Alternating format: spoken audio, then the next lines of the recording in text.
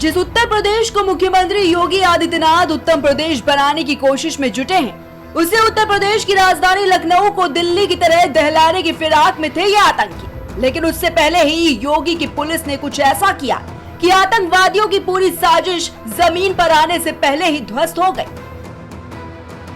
खबर सामने आते ही राजधानी लखनऊ से लेकर दिल्ली तक हड़कंप मच गया।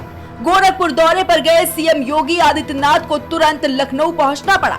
खुफिया इनपुट ने बताया कि आतंकवादी चारबाग रेलवे स्टेशन के पास बड़ी किसी आतंकी घटना को अंजाम देने वाले थे, लेकिन उससे पहले ही 4 संदिग्ध गिरफ्तार कर लिए गए और खुलासा ऐसा जिसने सीधे पाकिस्तान कनेक्शन की परतें खोल दी।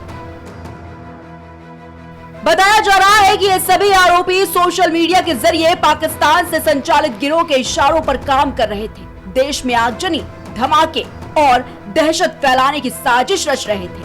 एटीएस को खुफिया इनपुट मिला और फिर जो कार्रवाई हुई उसने एक बड़े हमले को होने से पहले ही रोक दिया। सवाल बड़ा है, जब एक तरफ योगी जनता के बीच है तो दूसरी तरफ एजेंसियां जमीन पर उसी सख्ती को अंजाम देती दिख रही हैं। जांच में सामने आया कि ये पूरा गिरोह पाकिस्तान में बैठे हैंडलर्स के संपर्क में था और उनके निर्देश पर देश विरोधी गतिविधियों को अंजाम देने की तैयारी कर रहा था। इनका काम था देश के महत्वपूर्ण संसाधनों की रेकी करना, संवेदनशील जानकारी इकट्ठा करना और उसे पाकिस्तान भेजना। Social media platform Telegram, Instagram और सिग्नल के जरिए ये नेटवर्क ऑपरेट हो रहा था। साकिब उर्फ डेविल, अरबाब, विकास पहलावन उर्फ रौनक और लोकेश उर्फ बाबू, ये चारों आरोपी पैसों के लालच में देश के खिलाफ साजिश रच रहे थे। Pakistani handlers Osama bin Laden, गजवाए हिंद जैसे नामों का इस्तेमाल कर इन्हें उकसाते थे।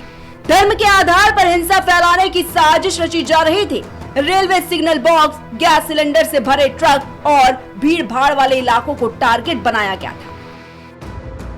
गाजियाबाद, अलीगढ़ और लखनऊ में कई जगहों की रेकी भी की गई और इतना ही नहीं, कुछ जगहों पर छोटी आगजनी की घटनाएं कर इनके वीडियो पाकिस्तान भेजे गए। बदले में क्यूआर कोड के जरिए पैसा मिला।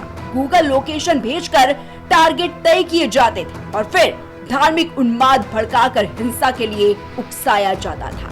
2 अप्रैल 2026 लखनऊ रेलवे स्टेशन के पास बड़ी वारदात की तैयारी थी, लेकिन एटीएस ने वक्त रहते चारों को दबोच लिया। मौके से ज्वलनशील पदार्थ से भरा कैन, 7 स्मार्टफोन, 24 पर्चे और आधार कार्ड बरामद हुए। भारतीय न्याय संहिता 2023 और गैर कानूनी गतिविधि निवारण अधिनियम 1967 के तहत केस दर्ज और अब पूछताछ जारी है।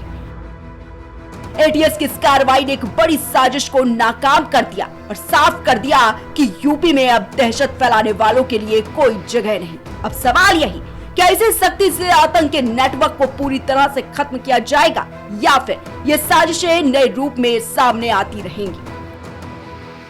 Desk report, prime TV.